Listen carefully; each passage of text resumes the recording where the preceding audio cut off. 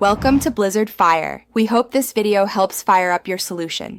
You start by removing power risks and getting the right tools. Safety first.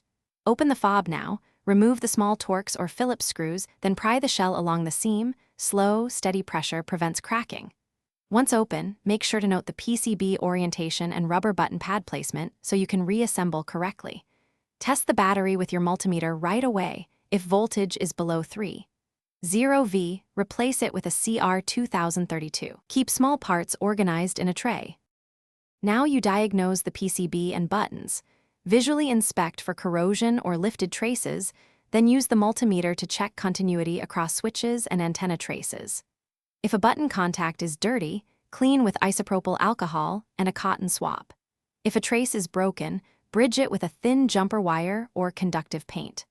For cold solder joints, reflow with a soldering iron.